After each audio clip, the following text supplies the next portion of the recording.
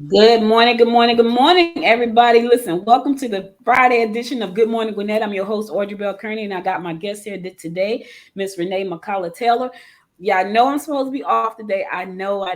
But here's the thing. I have decided that I wanted to make sure that I included video. And I've tried to do this on other occasions by actually, breaking up my Thursday episode and bringing on a guest because part of that is audio, part of that is visual. Too much. So instead of taking Fridays off like I normally do, I've done for the last 3 years, I decided to make this show a live show on Friday. So this is the first episode of Power Players, and this is my guest today, and I'm excited about that. And I have people lined up already, so this is a good thing because there are a lot of power players out there, and I love talking to them. So it's a good thing that I did decide to do this show. So it's streamed live right now. We're streaming live on Facebook, LinkedIn, YouTube, Twitter, and Roku. So if you got a Roku device in your house, go to Roku, add Noise Podcast and that Noise Media Network, and you can watch the show live right now on Roku. So that's the great thing about it as well. So without further ado, I would like to welcome my guest, Miss Renee McCalla-Taylor. She is the founder of Jamrock Holdings as well as 4C Capital, which I'm excited about. They're two companies dealing in money. So welcome, Miss Taylor. Thank you. Thank you for having me. I appreciate it. Good morning. You're very welcome. So, you're in the space of investing, and I thought this would be a good way to kick off the Power Player segment because, there are a lot of companies out there. There's a lot of money floating around in crypto and all these different places, and people want to know how can I sell my company, how can I buy a company, how can I start a company, all of these great things. But I don't think a lot of them understand exactly what that means. So before we jump into exactly what it is you do, give us a little background about who you are and how you got to the great county of Gwinnett. Yeah, absolutely. So, as far as background is concerned, so I'm originally from Jamaica. Been living in the States for, oh gosh, quite a few years, long period of time. Um, Leaving Jamaica, grew up in South Florida, and from there, went to the University of Central Florida. Got my bachelor's and master's in speech language pathology.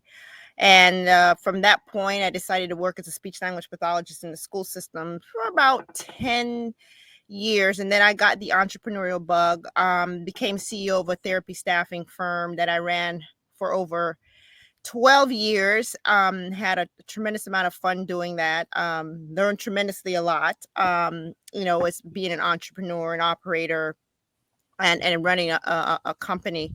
And was during that time interacting with entrepreneurs and operators, and there was always one key issue, was always centered around capital and access to capital and money. And also, what are they going to do after they sell, exit their company. So that transition was conversation that I heard quite often. What do they do? And at that point, and it was one of those things where a light bulb went off in my head, and I said, wow, this is interesting. This is a theme that I hear happening all the time, is that entrepreneurs, they're needing to have access to money, and they've built up their companies really well, and then what do you do at that point? How do you exit? So I decided to call a really good friend of mine, and actually a mentor. And we decided to pool our resources together and started 4C Capital. And so that's what I do now. I'm in the private equity investment space. We buy and acquire companies, helping the existing entrepreneurs exit, looking for capital to grow, to continue what they're doing, because at some point you realize that you would need a fresh pair of eyes. You've grown this company to a really good size, but you need a partner to come in and help you to get to the next level, and that entails capital. So that's what we'll do. We'll come in, we'll partner with the owner and existing management team, help them to scale the business further. Or if there's a particular entrepreneur out there that they want to grow their business, but they see the opportunity to grow through acquisitions, then that's where we'll come in and partner with them and help them to grow through that vehicle as well. So I want to back up for a second because I know there's so many aspects to investing in companies and so many ways to do that. Let's talk about the difference between a VC firm, and an angel investor. So can you kind of just tell people what's the difference between those type of investors?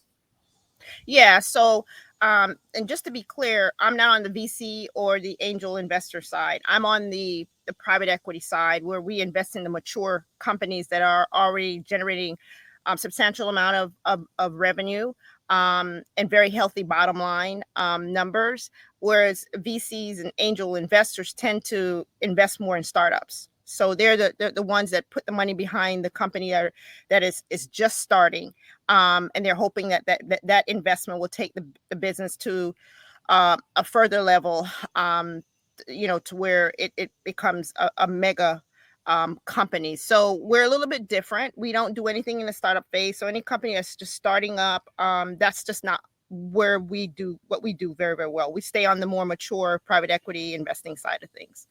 Okay, cool. So that's good to know. So again, you see, there are so many ways to acquire the capital that you need, but you need to know who you're talking to in that space. So a private equity investor is not an angel investor, and an angel investor is not a VC. So you got to know all that. I got to tell you a quick story. So long time ago, like 1999, I invented. I'm an inventor. So my partner and I, she's my business partner, one of my best friends.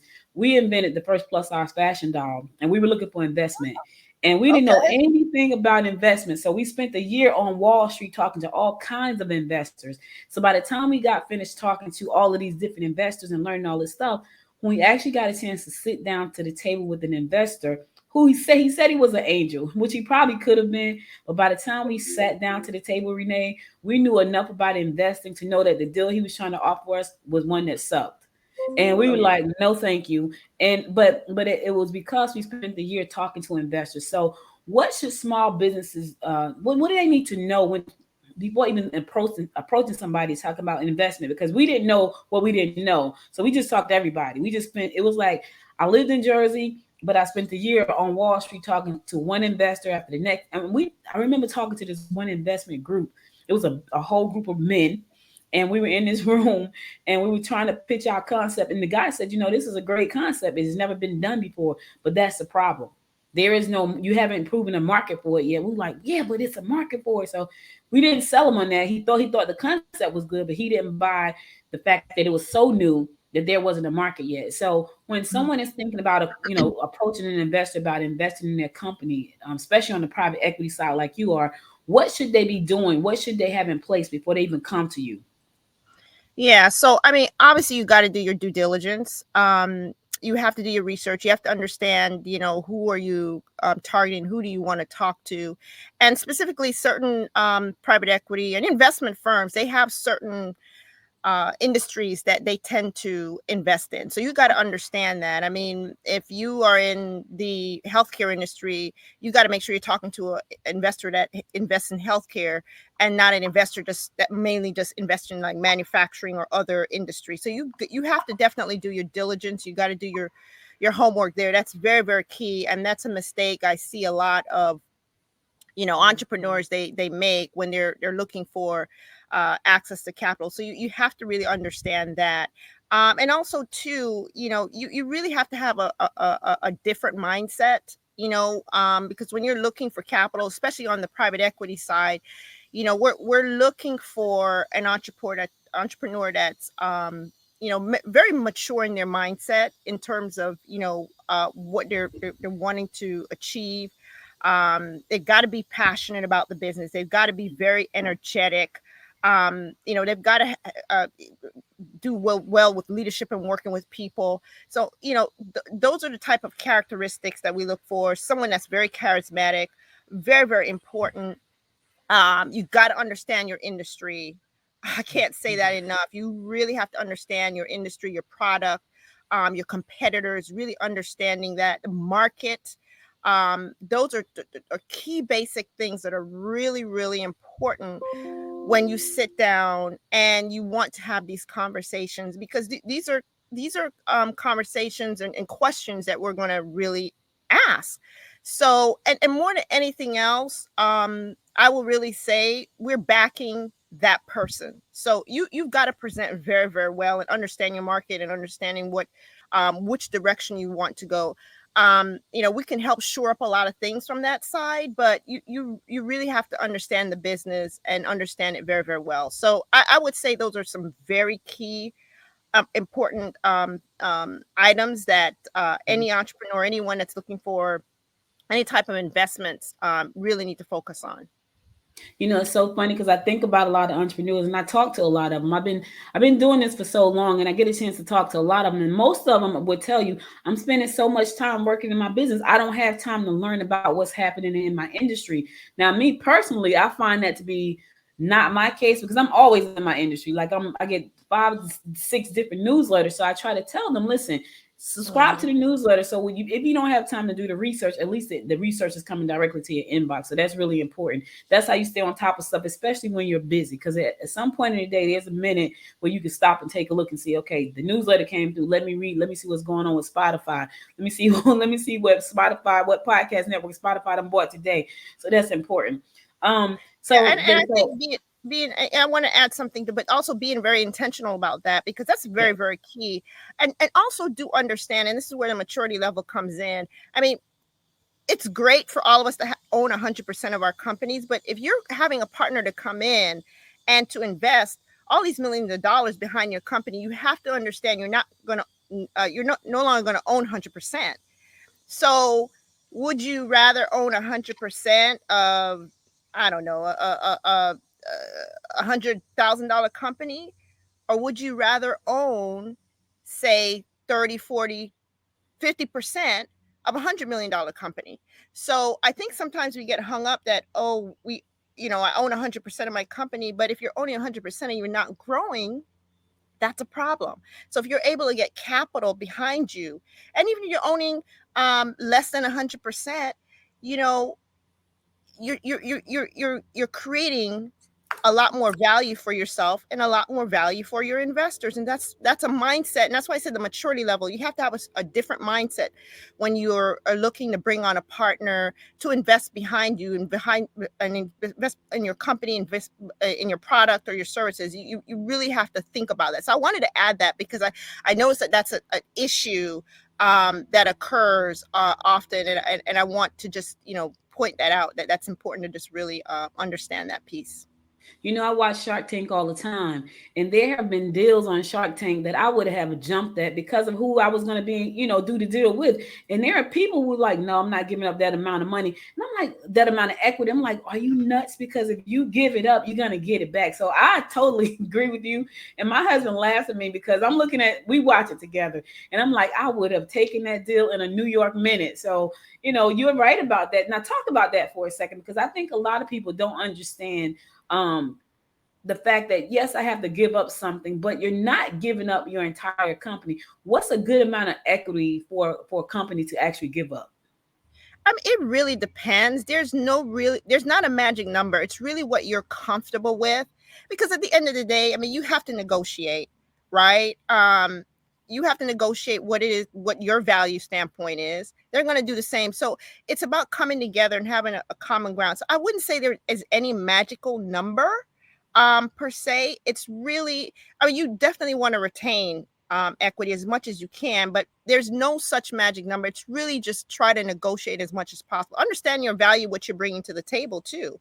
I mean, and the other side is going to really understand that. And that's also another reason why you really want to pick the right partners, because you want to pick a partner where the personalities match and vibe. And that's so important to make a decision, because I mean, you're going to be in bed with these guys or these gals for 4 or 5 years. So that's really important to really be able to also, understand the people that you're going to be working with, and making sure you guys can vibe and connect together. And as long as you can do that, they understand. They're not going to try and beat you over the head. It's about everyone having a win-win situation. There's a lot of resources out there for women in business, and a lot of times when you look at the criteria, one of the criteria is that you must be 51% owned, so by a woman, to be able to qualify for some of these criteria. when it comes to women giving up equity in their company, because we know that a lot of times we don't get the, especially African American women, we don't get the same opportunities for investments as most. And so, would you say in that particular case, if someone came to you as an African American or minority woman in business, hey, we want to, we want to support what you're doing, but we want, 48%, and that person know they need that money to expand, to scale their business. Would you say that would be a good deal, or that just depends on the circumstances of the deal? It depends on the circumstances of the deal. I mean, it really does. There's so many factors that really contribute to it. So it's hard for me to really say a particular number. But I do know, like, certain organizations, National Minority Supply Development Council, which is an organization that connects minority-owned companies to do business with corporations. The same with WeBank, that do the same thing. Women-owned companies that do business with corporations.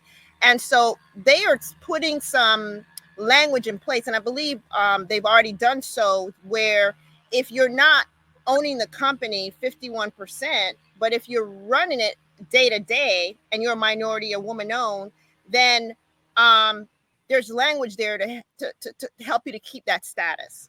So because that's always been the issue, because the access to capital is normally on the other side.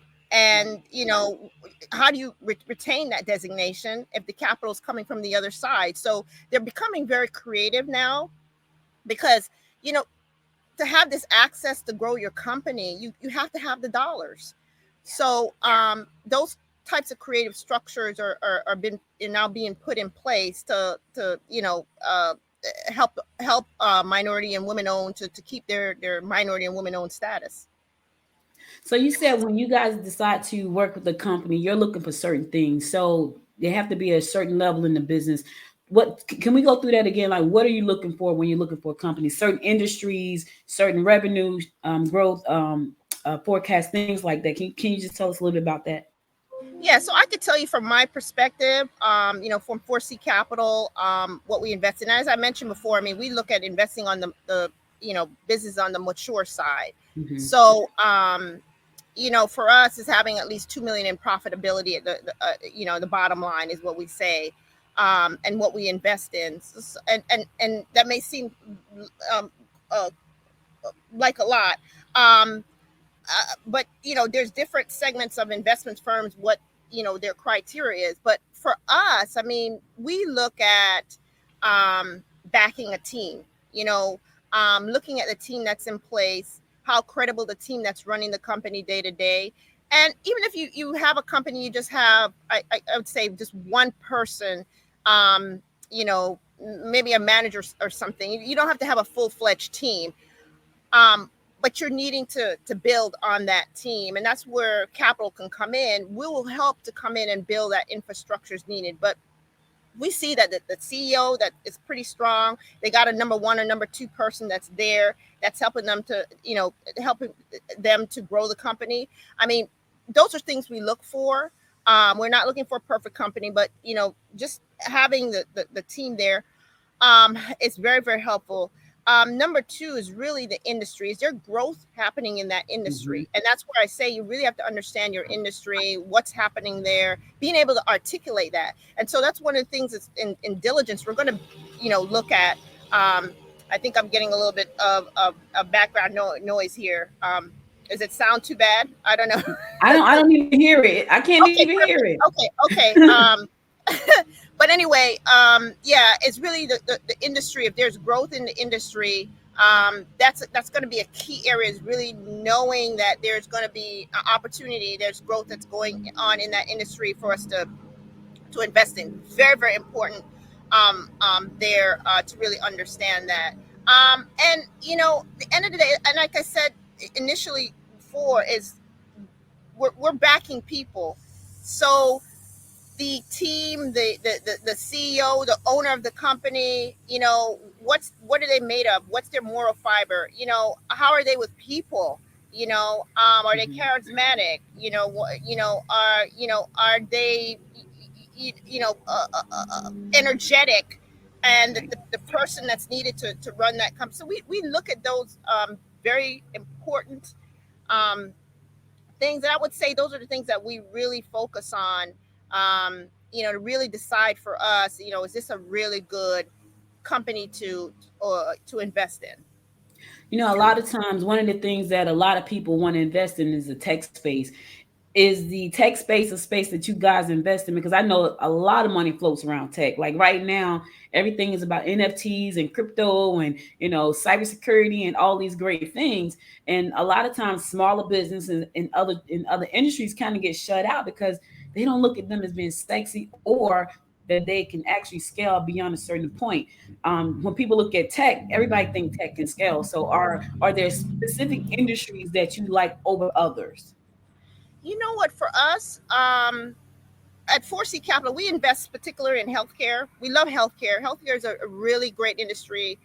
If you understand it, there's a lot of growth, obviously, in healthcare. The baby boom generation. Healthcare is being put into the consumer's hands now. So there's a lot of growth that happens in health. So we like the healthcare space.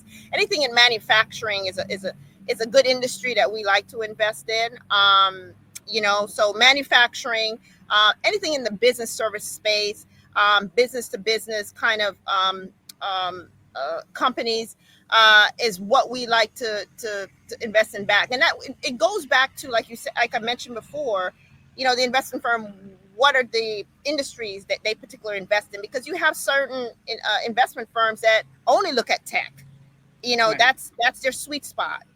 So if you've got a technology based company, you want to look at those investors that invest in that. You want to your companies in manufacturing, healthcare. I mean, we're an option. So it's really understanding um, you know who's out there, what industries that they invest in. And there's some investors that they're pretty industry agnostic, meaning they invest in anything. Um, but it's always great to have partners who understand your space. I always say that if they understand your space, it's great to have them as partners, because they've been there. They likely have grown a numerous amount of companies in that space, and it's a pretty comfortable place, I would say, to be if I was on the other side. Yeah. It's so funny. I was thinking about something as you was talking. In 2015, I went through an incubator, well, not an incubator, an accelerator downtown Atlanta. It's called Launchpad.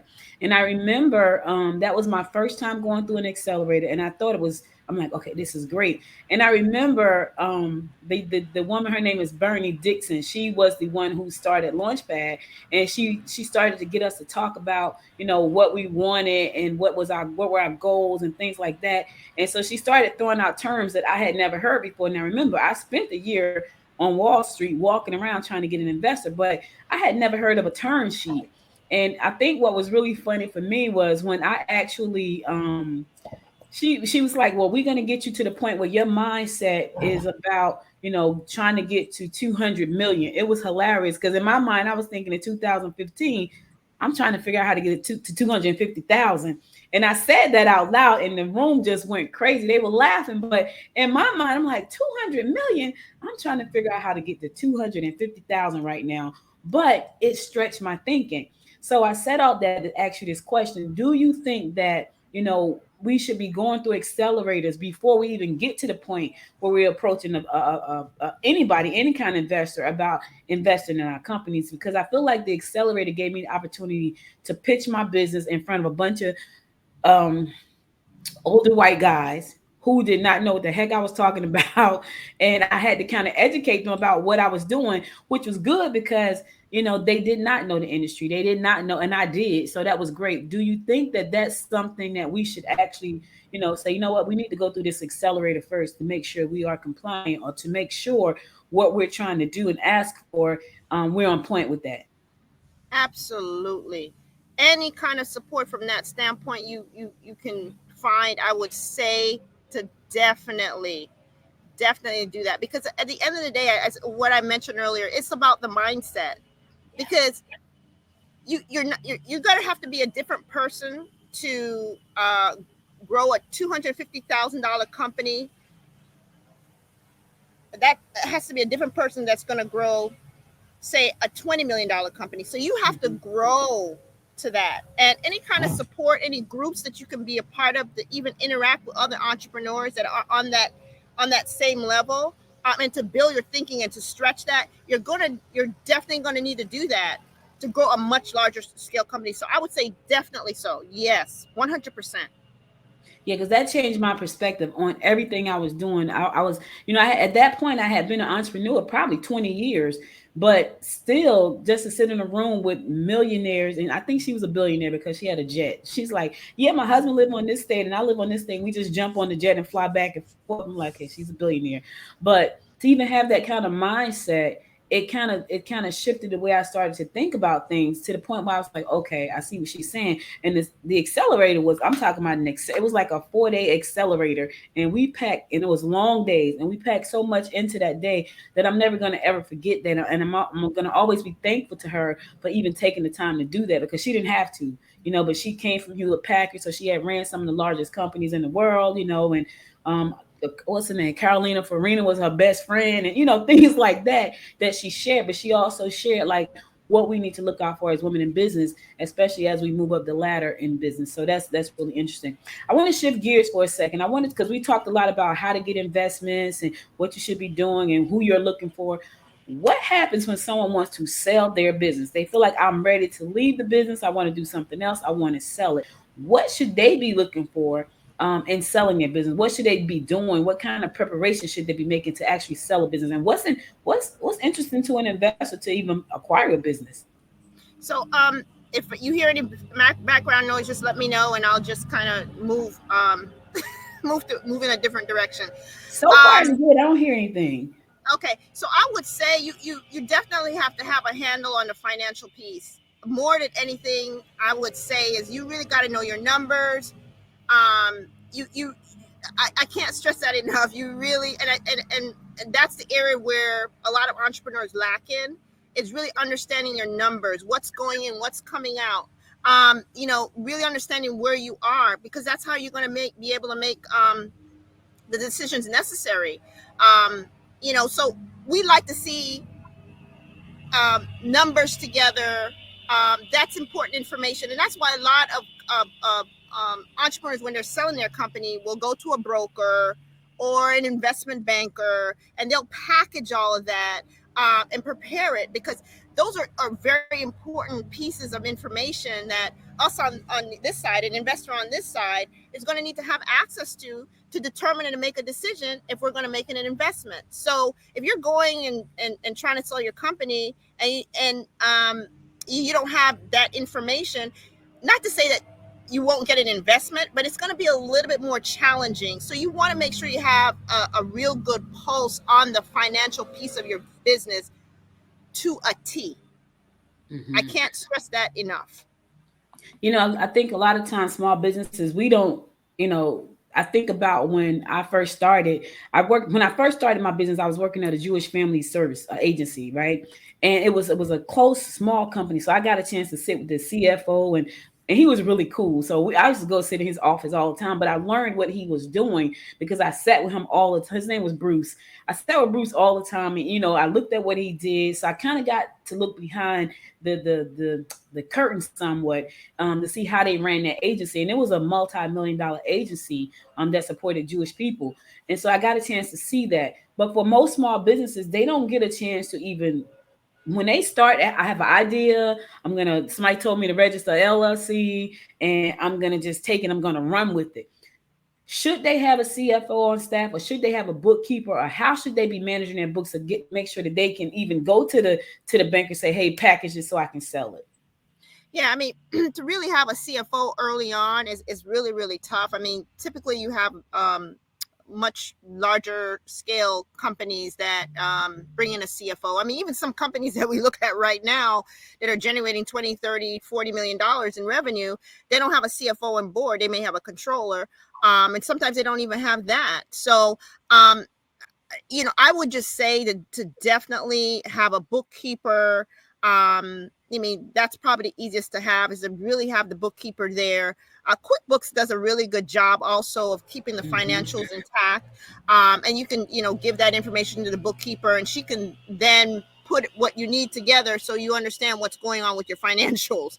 Mhm. And if you can, secondly, from that point on, is if you can hire a CPA to come in, that's doing your financials on a monthly basis, that's even great as well. So the lean piece of it, I would say, bookkeeper at least, if you can. If not, definitely have some kind of QuickBooks. QuickBooks is excellent for small business in terms of keeping their data, financial information in place. It just keeps everything in place. So you want to have some kind of financial metrics, some kind of tool like QuickBooks in place. And if you don't have, if and from that point, if you can get a bookkeeper and then migrate into having a CPA, and as you grow and become a larger outfit, and oftentimes that's one of the things we do when we acquire a company. We'll go in and there's no CFO there. They may not have a controller, but that's one of the things we'll do is we'll collaborate with the existing entrepreneur owners in the team and bring one in place, so that they can help to shore up the financial piece of the business, so that we're able to make decisions moving forward as we think about growing. So that's a very important piece of that. What's cool about QuickBooks is even if you are a solo shop, you can get QuickBooks Mobile, and I think I pay $4.99 to access that on my phone, because most of what I do is on my phone anyway. Like even when I'm out and I'm doing anything, I can access all my PayPal, my Stripe, my Square, all from my phone, and so it's great. The mobile version of that is wonderful. So if you don't Yeah, have it, and it comes right through my App Center. So Apple bills me every month for QuickBooks Mobile. So it's perfect. So if you don't have that, at least absolutely, get that into place. So now, can you tell absolutely. us a little bit about some of the companies that you have invested in or have acquired?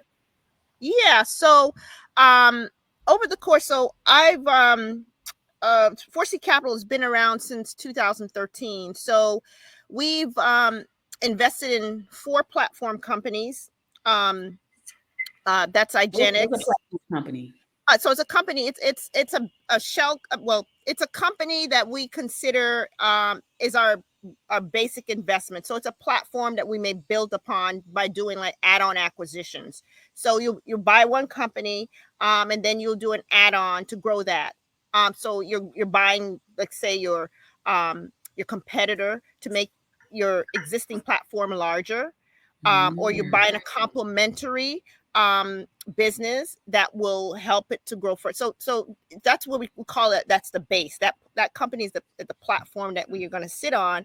And one of our strategies, depending on you know the investment um decision or criteria, is to grow through acquisition. So we will buy other companies to, like as I just mentioned, to grow it bigger, or to grow into other geographic areas, because sometimes doing it you know, I'm thinking about a word I'm missing here. It just, from that standpoint, it just to grow through acquisition can make things a little bit more efficient, should I say. And so we have 2 laboratory testing companies, IGeneX, Insight Medical Genetics, and then 2 manufacturing companies, Stride Tool and Chicago Switchboard. We exited Stride Tool earlier this year, and then we've done a number of add-on acquisitions as well, to make a few of our companies to grow. So that's our current investments. We're looking for more companies to definitely to invest in. As I mentioned, healthcare, manufacturing, business services. Those are the key areas under the 4C Capital um, area that we make investments in. So what's the difference between Jamrock and 4C Capital? Because I see you're the founder, co-founder of both. So what's the difference between the two?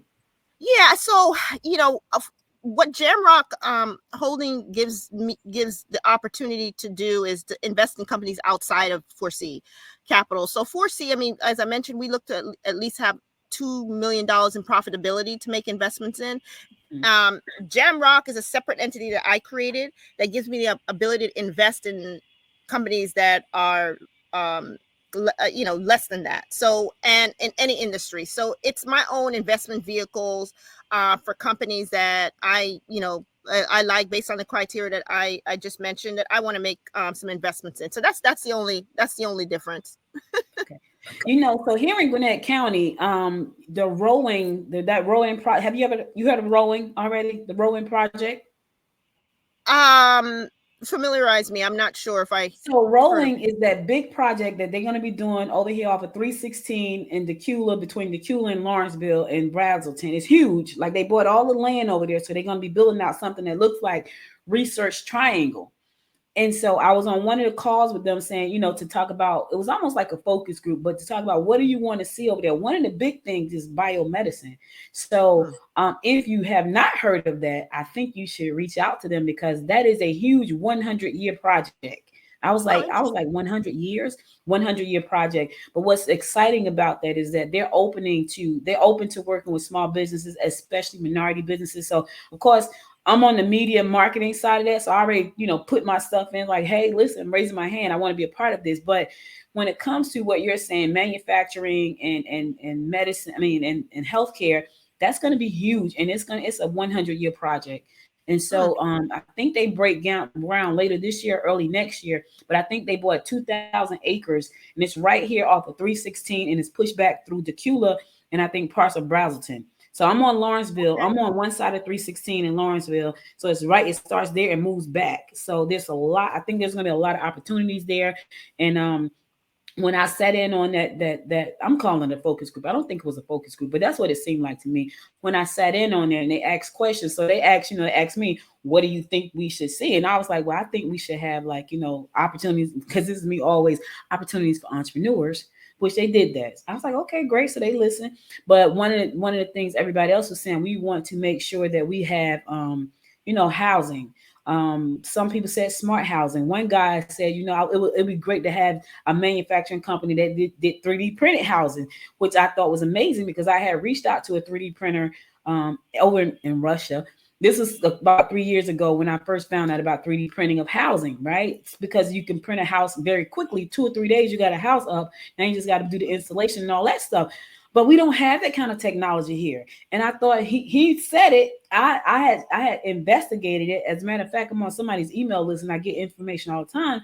But he said it, and I was like, so I had to raise my hand, like, I totally agree. Because for me, that's an opportunity to put people in homes, and that could also address our access to housing, fair housing, equitable housing, affordable housing. Because if you can print a house in 3 days and insulate and get the whole project up and running, that's a great space to be in when it comes to affordability. So I know that's where you are in manufacturing. I don't know what type of manufacturing, but I just wanted to throw that out there while it was top of my mind. So you might want to check into that, because I feel like that's a great industry. Now it's going to disrupt our real estate market, and you're probably Well, going to get some pushback, but people want it. He said it. I knew about it because I had did my homework, and there is actually a company, I want to say is in Austin. They have the machine right here in the States that can do it, and one in California. They can 3D print the houses. So, that's where we're going. It's technology, but it's technology that can help a lot of people. So I just wanted to share that with you. yeah, it's interesting. I'll keep an eye out on that. I'm sure we'll connect too, and just on that project. So that's pretty interesting. Yeah, it is real cool. So I want to thank you. How can people how can they reach out to you to work with them? Because I feel like there are going to be a lot of people that see this, and they're going to want to know, like, well, what do I need to do? How can I get started? How can they reach out to you? And I'm going to put your information in the chat here. Okay. Yeah, you said you're going to put that in the chat, so that would be great. The best way really is just via email. And I'll give you my email. It's a little confusing on the back side, but it's R Taylor, Taylor at letter 4. Wait, hold on one second. Wait a minute. My thing is spinning here. Okay. Okay, that's one. RTAYLOR at number 4. Right. Mm-hmm. The letter C, and then capital. So CAPITAL. So you're having 4C and then the word capital, CAPITAL, and then LLC.com. So there's 3 L's in the back and then 2 Okay. C's in that front. Yeah. Okay, got it. I got it Got right it? here. I got it. I got it. So let's just go ahead and hit the post on that. We're gonna do email first. So, this has been great. I really love the fact that you decided to come on with us. I would love it if you could, maybe we could sit down and talk about how we can work together. For those of you who don't know, I am the vice president elect for the Greater East Side Chamber of Commerce. So as always, I have to make sure that you guys know that we have a great chamber over on the east side of Gwinnett County. We service Snellville, Grayson, and Loganville, and we're going to be soon expanding to another town. I can't tell y'all what that is just yet because the president is on vacation. He has not given me the go ahead to do so. However, we are making plans to expand the chamber to further east. So that's been said. So hopefully, I can persuade Miss Taylor to come out and chat with our group. We meet twice a month in person. One is our brunch, which is the second, no, the fourth Tuesday of each month over at the Hampton Inn. I think that's going to be moving to Summit Chase soon. And then the other is our after hours event, which is the second and no first and third Monday, which is this coming Monday at Outback in Snellville. So if you guys want to come out, just go to mygecc.org and you can come out and spend some time with us and network, bring your cards, and have a good time and talk business. So thank you again so much for being my guest today. This has been amazing. I have some great ideas. I'm going to talk to you offline because I got some things I want to kind of pitch that we could probably do together. And thank you. Yeah, absolutely. I am always an advocate. I love businesses. I love entrepreneurship.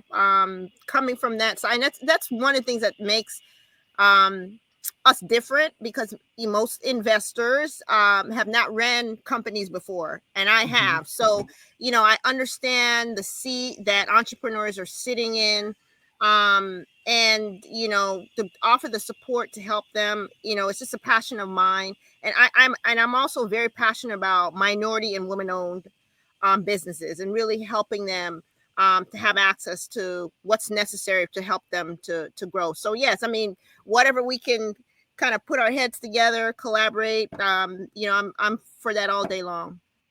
It's so funny. You said I've been a business owner, so I understand. I remember when I was in college, right?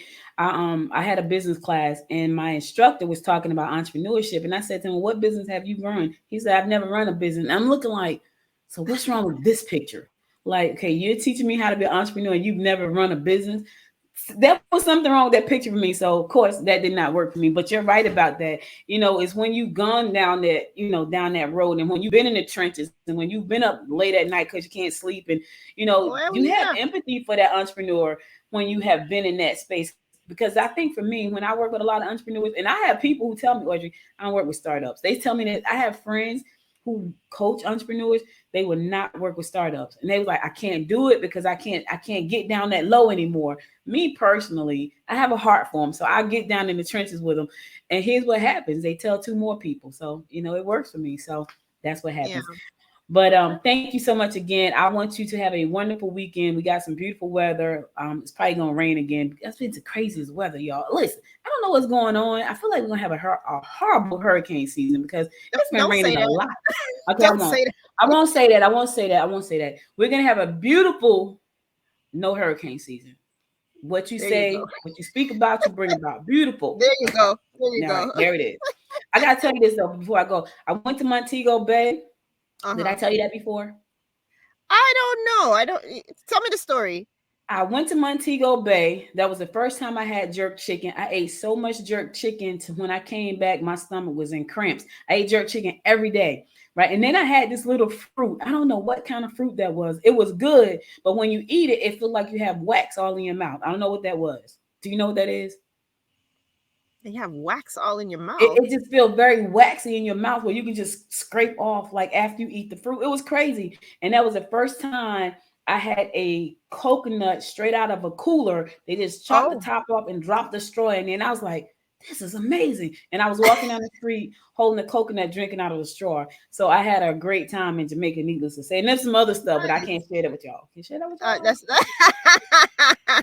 Not for this show. Not for this show. For after I got hours. you. No. That's right. But Renee, thank you so much. I will be in contact soon. Have a wonderful, Absolutely. wonderful weekend. All right. Thank you. All Bye. right. Bye, All everyone. right. Listen, Bye. guys, that's all I got for you today. I'll be back Monday. Monday, 10 a.m. 10 a.m. live. So make sure to tune in at 10 a.m. live because I'll be back on my regular schedule program, which is 10 a.m. live, all audio. Don't worry if you missed part of this episode. You can go to Good Morning Gwinnett in about 3 hours. It'll be up on the website under Power Players because she is listen, y'all saw her. She is a power player. So it will be up under the Power Player tab so you can watch it there. So don't worry if you missed any of it because it's recorded. And I'm gonna put it on the website pretty soon. You can get it at www.goodmorninggwinnett.com. That's where it's gonna be. So make sure if you missed it to go check it out there. I'll be back again Monday, 10 a.m. live on the podcast side. Next Friday, we got another Power Player coming on. So be sure to tune in again for another Power Player. You guys have a wonderful, wonderful, wonderful weekend. And until next time, my friends, until next time, make it a great day. Bye, y'all.